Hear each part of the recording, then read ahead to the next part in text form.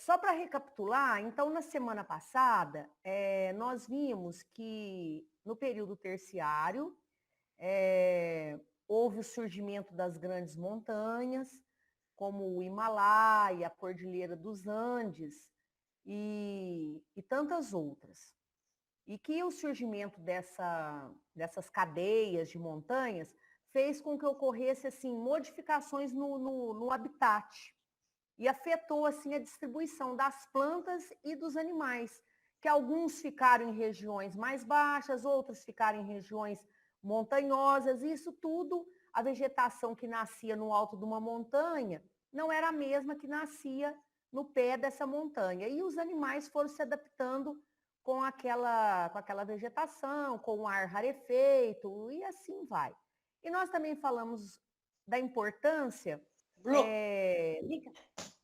da função dos vulcões, né? Que eles têm uma função importante de estabilizar a pressão no interior da Terra. Quando a pressão está muito forte, então eles atuam como uma válvula, liberando todo o excesso.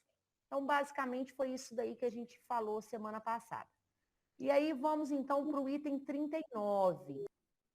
Os levantamentos operados na massa sólida necessariamente deslocaram as águas, sendo essas impelidas para as partes côncavas, que ao mesmo tempo se haviam tornado mais profundas pela elevação dos terrenos emergidos e pela depressão de outros.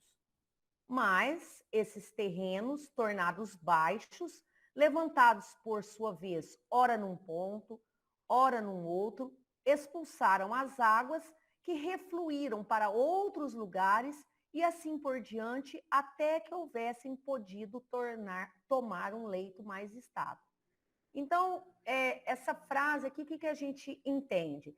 Esse abaixa as águas, levanta as águas, abaixa o solo, levanta solo, foram provocando, assim, grandes convulsões na superfície da Terra. E essas convulsões provocaram maremotos, tsunamis, muito terríveis quando aconteciam esses cataclismas. Mas até que estabilizou o terreno da Terra. Ele ficou um pouquinho mais espesso e foi estabilizando um pouco mais. Tá?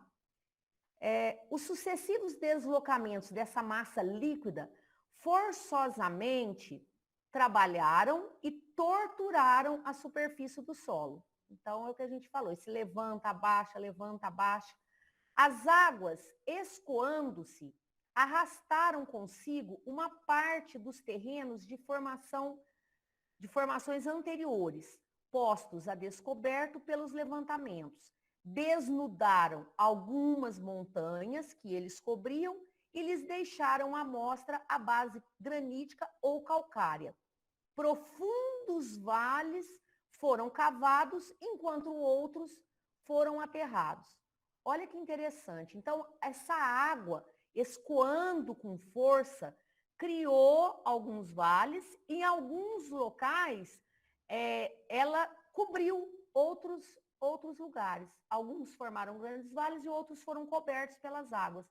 Então, até hoje, por exemplo, se a gente vê uma tempestade, quando chove, principalmente quem tem um sítio, na roça, você vê que aquelas grandes erosões, ela vai deslocando a terra vai aterrando outra. Aquela terra que sai de uma montanha, de um lugar, ela vai aterrando outra. Então, isso acontecia com uma força muito grande no planeta Terra. E eu estou falando hoje, assim, de uma chuva que a gente vê de uma tempestade.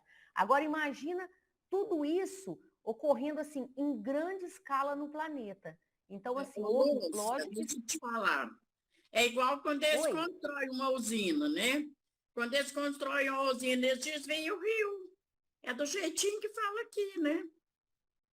Furnas, quando eles construíram Furnas, acabou com as moradias do povo, teve que mudar de lugar, fronteira. Muitos lugares, né, acontece a mesma coisa que está dizendo aqui, não é verdade? Isso mesmo, dona Honória, é isso daí. O meu pai fala que ele lembra quando tinha as casas e que quando soltaram a água é que inundou tudo. Então, é isso mesmo. Acabou com as fazendas, o povo mudou para outro lugar. Verdade. Isso mesmo, é verdade. Bom exemplo, dona Honória. Né? Agora vamos lá.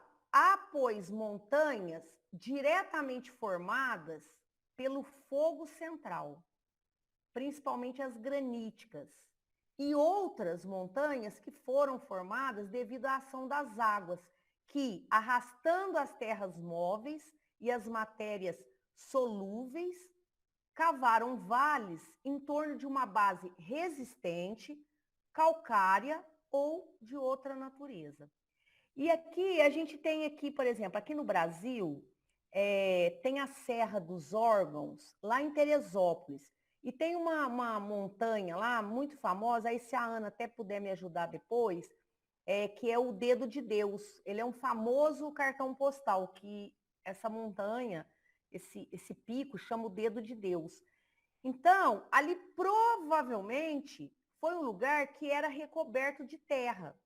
E aí, com a força das placas tectônicas, eles empurrou para cima aquelas pedras e depois, pela ação das águas e da chuva, foi lavando aquelas pedras e deixou aquilo ali descoberto. Então, quando a gente olha, vai lá ou vê através da internet, realmente parece um dedo. Aquelas pedras foram ficando descobertas assim, ao longo de milhares e milhares de anos, foram sendo lavadas e ficou aquelas pedras. Muitas pedreiras, assim, é uma hipótese, é claro, eu acredito que tenha sido criado dessa forma. Sempre assim, respeitando, lógico, dependia da composição do solo, da intensidade da chuva, mas o tempo, assim, milenar de chuva sobre elas, fizeram aquelas como se fossem esculturas. É isso mesmo, Ana? Eu estou falando besteira.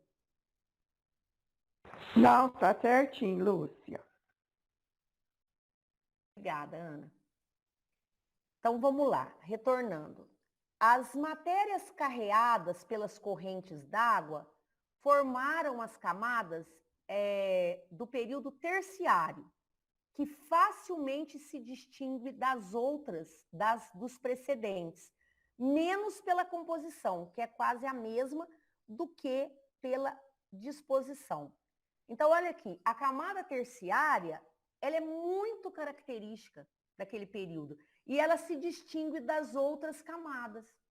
Então, essas matérias que as correntes de água formaram essas camadas terciárias, ela é característica desse período terciário. Ela não é iguais às outras. Deixa eu ver, a Lucélia fez um comentário aqui que encontraram um fóssil na China, um tipo primitivo de escorpião, que deve ter aproximadamente 1 metro, que ele vivia nas águas, mostrando que em todo lugar se vê esse tipo de deslocamento das águas. Isso mesmo, né, Lucélia? Então, você vê esse fóssil de um escorpião de 1 metro, só vem comprovar que, nesses períodos, os grandes animais eram assim, muito constantes, né? E com as transformações, com as mudanças, as espécies foram diminuindo de tamanho para se adaptar, né? A novas realidades. Dando continuidade aqui, então, as camadas do período primário, de transição e secundário, formadas sobre uma superfície pouco acidentadas, são mais ou menos uniformes em toda a Terra.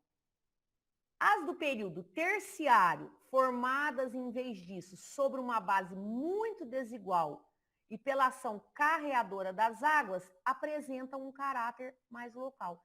Então, é o que eu disse anteriormente. O primário, o de transição e o secundário, tem uma característica. Já o terciário, que sofreu muito a ação das águas, ele é bem característico, diferenciado.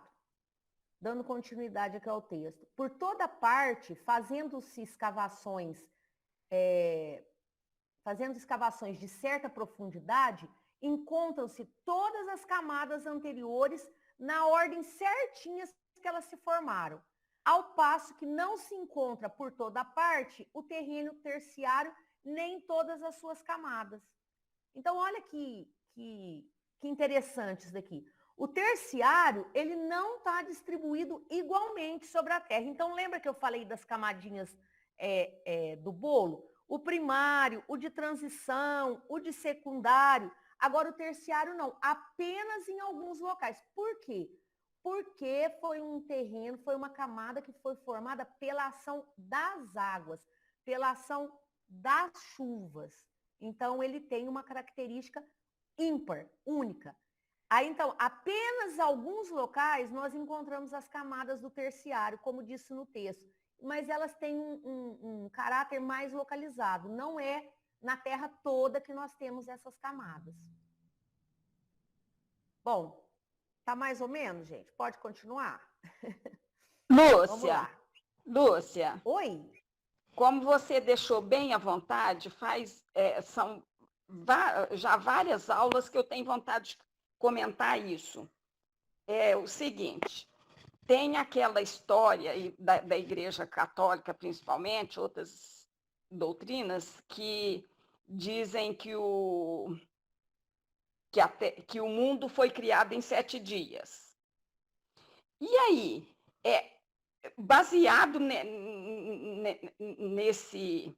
nessa afirmação deles, o mundo foi criado e depois ele foi desenvolvendo pela lógica deles? Você entende a minha pergunta? Sim, sim. Inclusive, eu ia falar disso daí lá no final. É interessante porque eu também pensei a mesma coisa que você. O que acontece? Deixa eu ver se eu acho aqui. Quer ver? Pode deixar, então, se vai esclarecer depois. Não, mas às vezes não dá tempo. Não, peraí, que eu vou. Aqui, ó. Peraí que eu vou achar aqui. Aí a hora que eu chegar. Aqui, ó. Aí a gente vai pensar assim, ó. Peraí, perdão, gente, que eu saí aqui da tela. Só um minutinho, que é bem bacana essa pergunta sua. E eu estava fazendo esse estudo, eu pensei a mesma coisa. Aí, esse rapaz que eu estava assistindo no YouTube, ele fala assim, quando Kardec nos traz os fundamentos da Gênese, foi justamente, Verinha, para tirar esse misticismo e essas crenças que não têm base na ciência. Porque a gente pode falar assim, por exemplo, mas o que o Kardec está trazendo aí, hoje tem muita coisa que a ciência já comprovou, que está muito mais, vamos dizer assim, já fez novas descobertas. Mas o que Kardec traz para a gente? O que ele traz para a gente, ele traz uma base sólida. E o que a gente entende? Que essa base sólida que ele traz na Gênesis, ela só está sendo atualizada, entendeu? Então, essas crenças de que a Terra foi criada em 7 dias, de que Deus pegou um punhado de barro e criou, e que ele criou o homem, e que da costela do Adão, da costela do homem, ele criou a mulher, por aí vai. Então, assim, lógico, o poder de Deus é imensurável, né, Verinha? Mas nós temos que entender que essa crença, isso é uma crença, é um misticismo. Então, no primeiro dia ele criou isso, no segundo... Não. O que Kardec nos traz, essa base que ele nos traz na Gênese? E tudo passou por um processo de transformação, de evolução. E esses processos, Deus,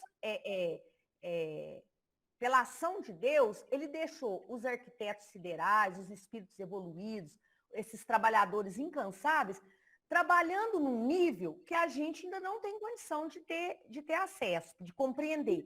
Mas eles criaram toda forma de vida útil que seria interessante para o desenvolvimento da Terra, o tempo foi maturando isso nesse progresso da Terra, e aí essa transformação do planeta, essa evolução das espécies, tudo isso daí, até o resfriamento, tudo isso para que a vida pudesse se desenvolver aqui na Terra, para que depois os espíritos pudessem encarnar aqui na Terra e desenvolver seu potencial tanto intelectual e tanto moral. Então, assim, a gente não vai entrar em discussão com os irmãos que acreditam nisso, né, Verinha? Assim, tudo bem, cada um sabe... Luz, posso falar? Oi? Nossa, A claro. gente tem que lembrar porque lá isso aconteceu quando foi escrita a Gênesis, aí foi desenvolvida aquelas ideias,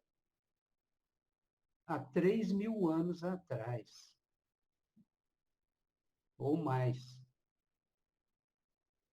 E naquela época não tinha condições de explicar melhor. Então, foi explicado figuradamente, bem sucintamente, né, diante dos conhecimentos que nós temos hoje pela ciência atual.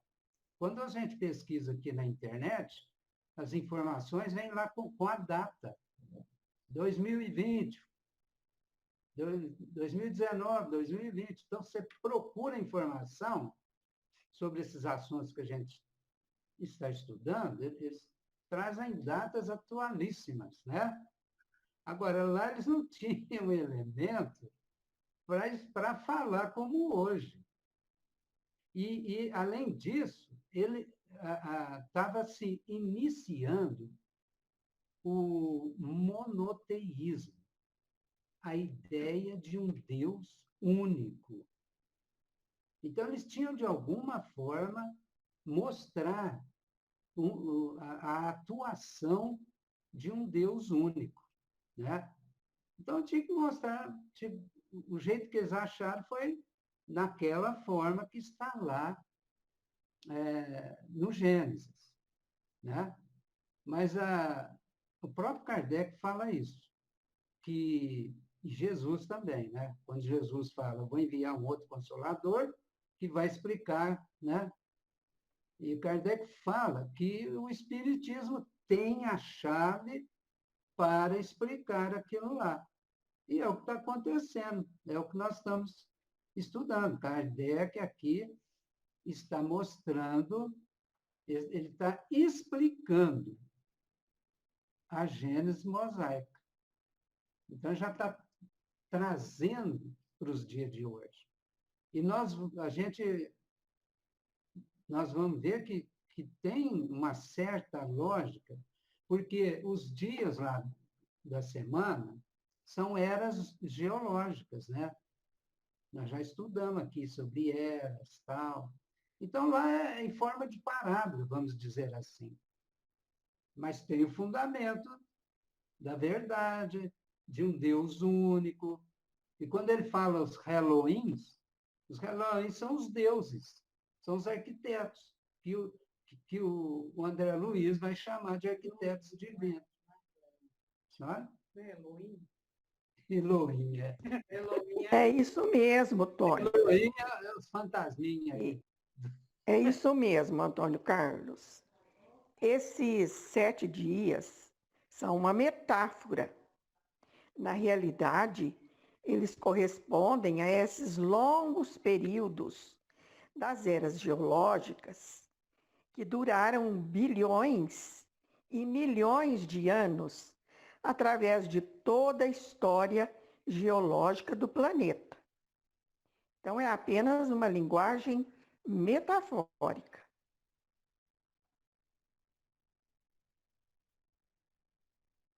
Mas assim, eu entendi o que a Verinha quis perguntar, é o seguinte, que ainda tem, né, Verinha, ainda pessoas que ainda hoje ainda creem nessa metáfora como verdade absoluta. Mas aí é cada um. Porque tem religião que vai ao pé da letra, né? O que não aconteceu com a doutrina espírita, que avançou, né? E o Kardec Exatamente. ela tinha que andar junto com a ciência. Então, é completamente diferente aí o paradigma, né? E eles são muito de entender, você não pode tem religião que fala que você não pode mudar nada lá, você tem que entender do jeito que está ali. Né? Eles não são evolucionistas, né? Eles são criacionistas. Então, tem uma diferença entre o evolucionismo e o criacionismo. Estes que, como a Vera disse, acreditam nisso, são os criacionistas.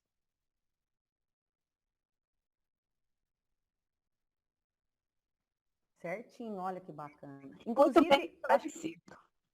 eu acho que semana passada, eu até tinha comentado que algumas religiões, esse período aí terciário para o quaternário, para eles é o quinto dia, onde foram criados os passos. Aí nesse período aí é que foram criados os passos. Assim. Então Deus cria-se os pássaros e pronto. E como a Ana bem disse, eles são criacionistas, então assim, não... Só que a gente entende, eu pelo menos entendo assim, que a perfeição de Deus é tão grande que ele deixou para que tudo fosse sendo transformado, adaptado. Assim, é do átomo ao arcanjo. Quando a gente chegou, até chegar na fase hominal, e a gente vai desenvolver o intelecto e a moral. Então, assim, tudo faz parte. Até hoje o planeta encontra-se em transformação. A gente não pode esquecer que ainda estamos em transformação, nós como espíritos e o planeta também. Né? Porque esse é o plano maior do Criador. Certinho, Verinha? Desculpa, sim. Oi. Os criacionistas, eles não acreditam na evolução. Eles acham que tudo foi criado como é hoje.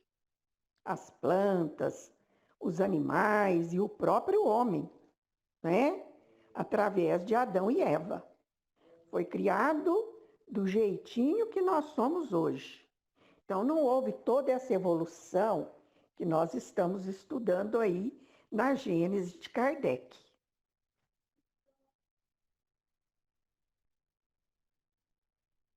Vamos lá, então, gente. O item 40.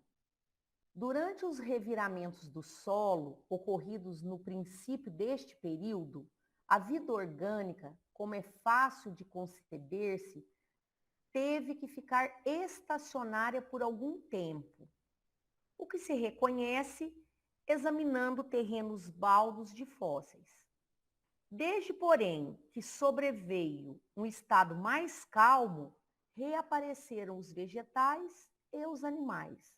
Estando mudadas as condições de vitalidade, mais depurada a atmosfera, formaram-se novas espécies com a organização mais perfeita. As plantas, sob o ponto de vista da estrutura, diferem pouco das de hoje. Então, o que eu compreendo aqui? Nesse turbilhão de coisas acontecendo na vida orgânica, então é fácil aqui de entender que ficou meio que estacionado. Por quê? Devido às alterações no habitat natural delas. Então era vulcão, era movimentação de placa tectônica, era montanha que surgia, era água que descia. Então, assim, é um período que a vida orgânica estava em adaptação. E aí, quando há a estabilização dessas condições atípicas no planeta, vai reaparecendo os vegetais, vai reaparecendo animais, até um pouco mais perfeitos no sentido assim, adaptados àquelas novas condições. A estrutura um pouco mais organizada. Difere um pouco de hoje? Diferem. Mas, assim, estruturalmente, pouca coisa mudou. Porque, assim, por exemplo, o esqueleto de um animal, os ossos continuam. Alguma coisa muda. E as plantas foram as que menos até mudaram. Mas houve essa mudança para essa adaptação. Porque essas mudanças, elas vão ocorrendo muito pouquinho. A gente nem percebe. Ao longo de milhares e milhares de anos e anos, e vai mudando, né? O item 41. Eu queria fazer um comentário, Lúcia. Por exemplo, hoje parece que as crianças já não têm mais o dente ciso. Então, assim, a gente vai percebendo a evolução mesmo, né, da necessidade. É muito interessante, nas pequenas coisas. Então, Gisele, eu já ouvi de um médico que ele falou assim que a gente não precisa mais do apêndice. Ele falou que, assim, estruturalmente, assim, o organismo não precisa, que será um órgão que, daqui milhares e milhares de anos, os homens não terão mais. Eu não tenho nenhum assim, embasamento científico para afirmar isso, mas ele me disse isso. Ele falou que o apêndice é um órgão que não é necessário mais no corpo humano. Olha que interessante. Aí essa informação das crianças também, super interessante, né? A Gisele caiu. Mas tem o siso, sim. Meu neto vai extrair o siso quarta-feira. Ele tem apenas 15 anos. Então, ele tem. Mas talvez os bebês, né? Deve ter, né, Ana? Eu não Mas sei, eu também não tenho conhecimento para isso. Ele nem sai mais para fora. Ele fica lá dentro, né? Empurrando e fazendo entortar os outros dentes. Ele fica ocluso. E às vezes pequenininho, né? E também e diz que mas dá muita dor, né? já tem criança que nasce sem o apêndice. Então, o médico comentou isso uma vez comigo. Então, eu falei assim, nossa, ele falou, é uma evolução. Ele falou, vai, aí um nasce sem, o outro nasce como, outro... Aí, quando vê, já não existe mais. Aí você fala assim, uai, mas o que aconteceu? Como, assim, os pelos, né? A gente, por exemplo, se você olhar no tempo das cavernas, precisava daquilo para proteger do calor, para proteger do frio. Hoje, você vê que, assim, foi evoluindo, hoje a gente é totalmente diferente. Então, assim, ó, nós já somos um exemplo claro disso, né? Como que a espécie vai se adaptando às novas condições, né? Agora, um dia era um homem todo peludo, no outro dia já nasceu. Não, isso é com o tempo, foi ficando rarefeito, igual a Gisele comentou do siso. Aí uma criança já nasce sem, outra ainda tem. Vai chegar no momento que ninguém tem mais o siso. Que bom, né? Porque realmente aquele dente é... Bom, vamos lá. Item 41. No correr dos 2 períodos precedentes, eram pouco extensos os terrenos que as águas não cobriam. Eram ainda assim pantanosos e com frequência ficavam submersos. Essa a razão porque só havia animais aquáticos ou anfíbios. Por quê? Porque os terrenos eram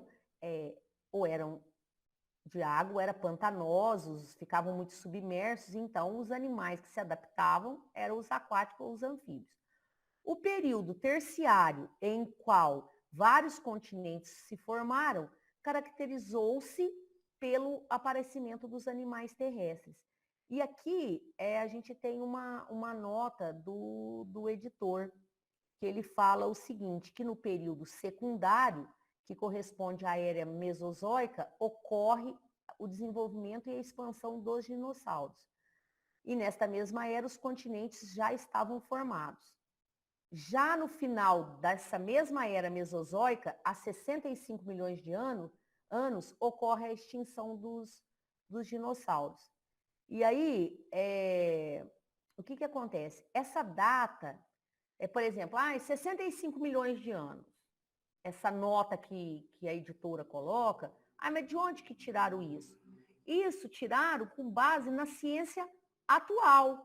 Não é assim, eu acho que há 65 milhões. Não, isso é estudo. Então, olha a importância da ciência, da pesquisa, do conhecimento. Então, esses dados, eles foram aperfeiçoados e são até, como é que eu vou falar assim, autorizados pela espiritualidade maior, isso ser trazido à tona agora para a gente observar essas transformações no momento que nós estamos vivendo hoje. Como disse o Antônio Carlos, lá na época de Moisés, como que eles iriam descobrir isso? Ou até como que a população, a humanidade iria receber essa informação? Não tinha lógica. Não precisamos nem falar no tempo de Moisés. 300 anos. Como que isso seria aceito? Muitos foram queimados na fogueira. Muitos tiveram que renegar as suas teorias, porque eram obrigados a tomar veneno. Falaram assim, não, ou você nega o que você está falando, ou então... Então, assim, aí quando o Kardec escreveu aqui para nós a Gênese, ele divulgou só os dados que eram permitidos e daquela época. Ele poderia falar, mesmo sendo o Galileu Galilei, só o que era dados daquela época. Porque a gente precisa lembrar assim, que nem sempre os espíritos estão autorizados a divulgar o que a ciência ainda vai descobrir, ou que não é permitido, porque de repente a gente não pode conhecer aquilo por N motivos. É como se viesse alguém do futuro, uma nave do futuro, alguém que está vivendo lá no futuro e vem falar aqui, fala assim, olha gente, daqui 100 anos o planeta Terra vai acontecer uma catástrofe, vai acabar tudo e não sei o quê. Gente, isso geraria um pânico. Então vamos pensar, assim também a ciência, tem coisa que a gente não pode saber agora. Ô, Lúcia. Oi. Oi, Ana, pode falar. Tem uma técnica para fazer essas datações, hoje bem precisa, chama técnica do carbono 14. Depois vocês pesquisem sobre isso, vocês vão ver, tá? Técnica do carbono Legal. 14. Tá. E aí consegue ver a idade, a data certinha. Depois eu vou até pesquisar, porque é interessante, Ana. Então, assim, aqui na Gênesis, nesse livro que nós... Não, bacana, Ana. Vamos pesquisar. O carbono gente. vai desintegrando e eles conseguem fazer a datação assim, bem exata, bem próxima da realidade. Então, que temos hoje, né? Mas na época, por exemplo, de Kardec, não existia isso, né? Então... Não, essa técnica é atual. Né? É atual, né? Então, assim, Ana, o que eu tô tentando entender, assim, é que aqui, nesse livro que nós estamos estudando, nós temos uma base, um fundamento, para que a gente possa entender. E a ciência é assim, porque a ciência, o desenvolvimento intelectual e até o moral do ser humano, ele está sempre em movimento. Então, hoje nós temos essa técnica do carbono. Pode ser que daqui a 10 anos a gente tenha uma coisa ainda muito mais avançada do que a técnica do carbono. Então, aí que essa teoria criacionista, para mim, não faz muito sentido. Por quê? Porque a gente vai estar sempre em movimento, novas descobertas, adaptações, transformações e por aí vai. Para a ciência não faz sentido algum, né, Lúcia? Sentido algum. Assim, intelectualmente, se você for pensar mesmo, assim, você for um ser pensante, não faz sentido, né, Ana? Nenhum. Que tudo já foi criado do jeito que está. Mas vamos respeitar o tempo de cada um, vamos respeitar, né, os nossos irmãos. Mas, assim, para nós que temos já a doutrina e trazendo tanta coisa, não faz sentido realmente nenhum. Porque ninguém vai fazer a cabeça de um criacionista, jamais. Como os evangélicos, por exemplo, eles são criacionistas mesmo. E a Igreja Católica também, né? A gente não tem nem como discutir, né? Porque, assim, é em vão. Porque eles acreditam, ponto, e acabou, e não tem teoria nenhuma, nem comprovação científica nenhuma que vá mudar isso. Bom, vamos lá. Continuando, assim como o período de transição assistiu ao nascimento de uma vegetação colossal, o período secundário assistiu ao de répteis monstruosos. E o terciário presenciou de gigantescos mamíferos. Então, no terciário, quais o elefante, o rinoceronte, o hipopótamo, o paleotério, que era um animal, eu fui procurar no Google, que ele tinha assim, o tamanho aproximado de uma anta, e ele tinha uma pata com 3 dedos em cada pata. Era um animal grande. Tem o megatério, que era uma preguiça gigante, era um bicho preguiça gigantesca. O dinotério, que era um mamífero herbívoro, mas ele era parente dos elefantes atuais. Vamos dizer assim, era um primo, esse dinotério. e o mastodonte, que eles eram menores do que os elefantes atuais, porém eles eram bem robustos. O mamute, etc. Esses dois últimos, o mamute e o mastodonte, eles são umas variedades do elefante. Eles tinham, olha, de 5 a 6 metros de altura. E as suas defesas chegavam a 4 metros de comprimento. Então, o mamute, na verdade, aqui, ele viveu assim um tempo bem próximo de nós. Porque se vocês forem pesquisar, já foram encontrados, não foram nem fósseis, foram corpos inteiros desses animais congelados. Então, assim, eles viviam em regiões muito geladas, porque foram encontrados corpos desses mamutes nessas regiões. Hoje a gente sabe que os elefantes vivem em locais quentes, na África, e os habitats dele são de lugares de muito calor. Mas os mamutes foram encontrados em geleiras. Essas geleiras foram movidas por placas tectônicas e os soterraram? Não sei, não tenho conhecimento suficiente. E aqui, continuando aqui no texto, também assistiu esse período ao nascimento dos pássaros, bem como a maioria das espécies animais que ainda hoje existem. Algumas dessa época sobreviveram aos cataclismos posteriores. Outras, qualificadas genericamente de animais antediluvianos, desapareceram completamente ou foram substituídas por espécies análogas, ou seja, parecidas, semelhantes, de formas menos pesadas, menos maciças, cujos primeiros tipos foram como que esboços. Então, assim, o mamute, esses animais grandes, era como se fosse um esboço que seríamos por hoje o elefante.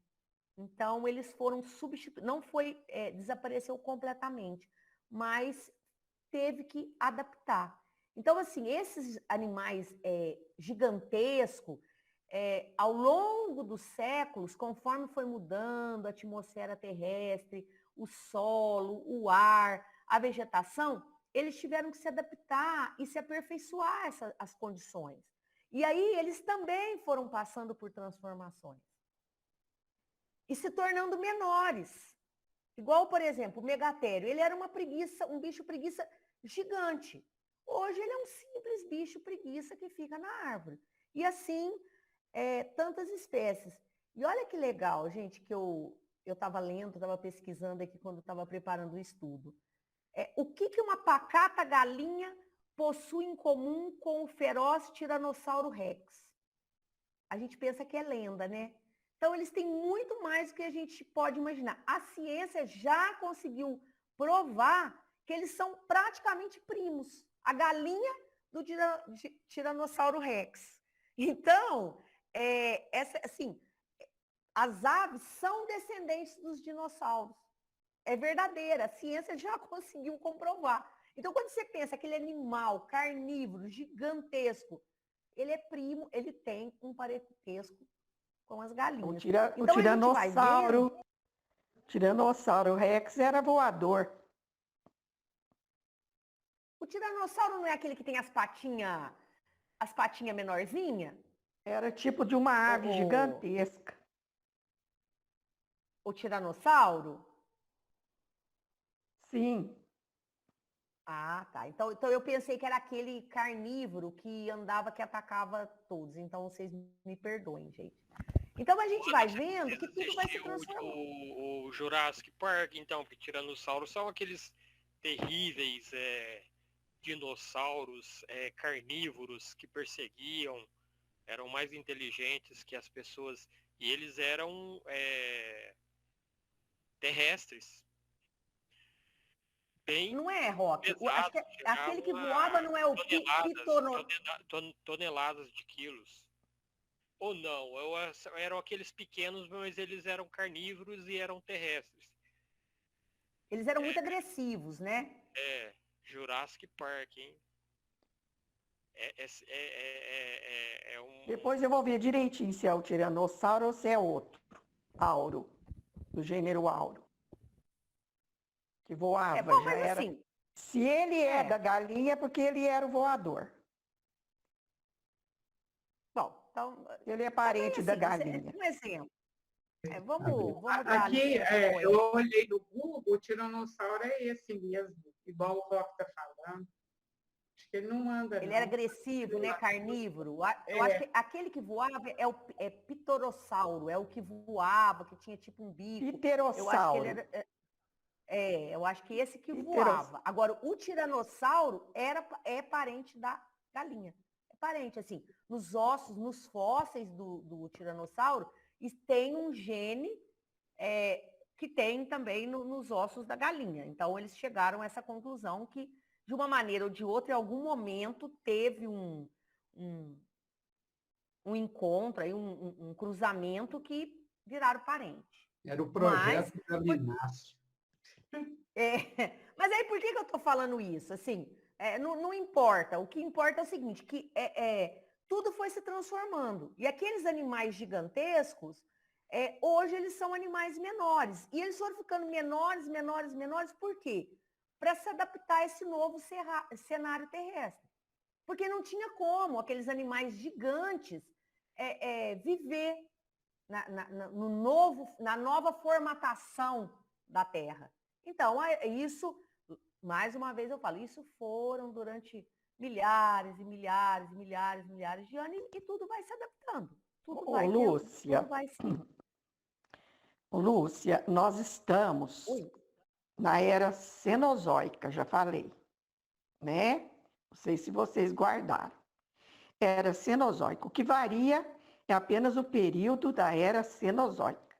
Então, nós estamos no quaternário da era Cenozoica, no período Antropoceno. E na era quaternária, houve 4 grandes glaciações. E essas glaciações mexeram demais com a vida no planeta, inclusive com aqueles primeiros hominídeos que tiveram que migrar, certo? De um lugar para outro. Então, ainda tem mais essas 4 glaciações que cobriram grande parte da superfície terrestre. Tudo ficou coberto pelo gelo. E isso fez com que muitas espécies desaparecessem, inclusive do gênero Homo.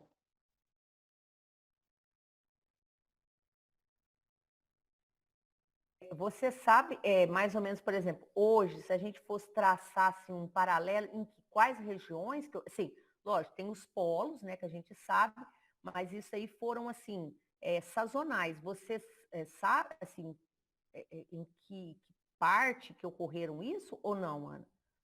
Elas ocorreram em quase todo o planeta, cobriram grandes extensões, certo? Inclusive até aqui na América, tudo. Isso provocou também migração. Assim, alguns animais, até É o o que homem. eles chamam de era do gelo.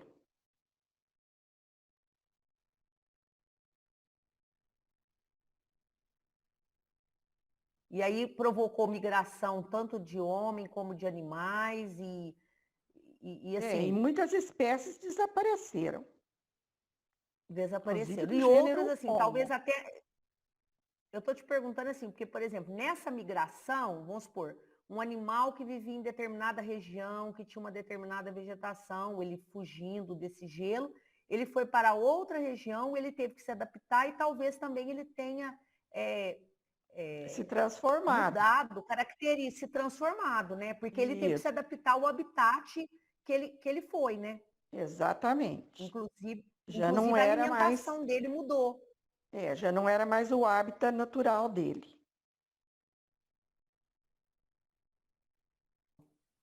Bacana isso. Aí aqui traz um nome aqui que eu não sei se a Ana puder me corrigir. Aí fala, tais o Felis spolia, animal carnívoro do tamanho de um touro, com os caracteres anatômicos do tigre e do leão. Pensa bem, em um bicho tamanho de um touro.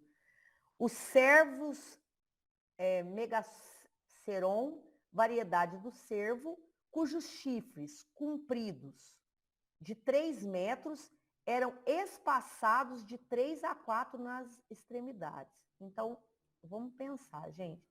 Pensa num bicho com chifre de 3 metros nas extremidades. Tinha que ser um animal muito grande. Porque só essa Imagina parte... ter que cruzar com um bicho desse, hein? Deus o Ô, dona livre. Honória, A hoje gente nós vamos precisar desmaiava. A gente vai precisar do chá de camomila só de pensar nesse bicho. Só pensa bem, ó, encontrar com um negócio desse. Deus o livre. Ai. Jesus! Então, era um animal muito grande. E aí, eu vou voltar lá naquele assunto que eu falei com a Verinha, porque o palestrante que eu assisti, aí ele fala que justamente isso. Então, quando Kardec nos traz o fundamento da Gênese, a gente está vendo até aqui que tudo é transformação, que tudo é evolução, que tudo é adaptação. Então, para tirar esse misticismo, essas crenças que não tem base na ciência. Porque aí, assim, a ciência, ela vai atualizando esses dados. O que a gente não sabia há 300 anos, a gente sabe hoje. Então, a ciência... Mas Kardec nos traz, ele traz desde essa gênese que nós estamos estudando, ele traz uma base sólida. E hoje, com a ajuda da ciência, a gente pode ampliar esse conceito. E aí cai por terra com o estudo. Por que é importante o estudo? Porque cai por terra essa crença de que a terra foi criada em 7 dias e que pegou o barro e criou o homem, que tirou a costela do Adão e criou a mulher. Então, tudo é transformação, tudo é evolução, tudo, como disse o Antônio Carlos, na Bíblia já constava lá, os Elohims, eles nada mais são que os arquitetos siderais ou espíritos evoluídos, seja qual o nome que cada um quer dar. Mas, assim, eles trabalham, trabalharam e trabalham até hoje para o Criador, para Deus. Mas de uma maneira que a gente ainda não tem como entender. Mas como que eles fizeram isso? O que a gente entende é que eles criaram e através desses átomos, essa evolução das espécies foi aperfeiçoando, foi tendo uma maturidade, por exemplo, o resfriamento da Terra, para que nós espíritos, para que começasse aqui na Terra os espíritos encarnarem e desenvolver o potencial, aprender a lidar entre espíritos e entre as outras criaturas do reino. Então, Deus já deixou... Esse era o projeto. Então, assim, Lúcia, desde o ato... Oi? Lúcia, eles criam tudo pelo pensamento.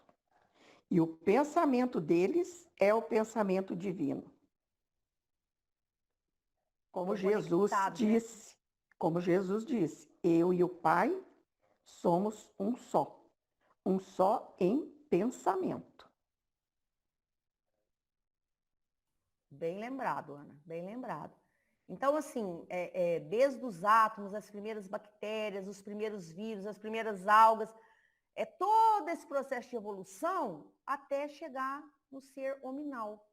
E que um dia vai chegar à angelitude. É do átomo ao arcanjo, né? Isso é assim que vai acontecer.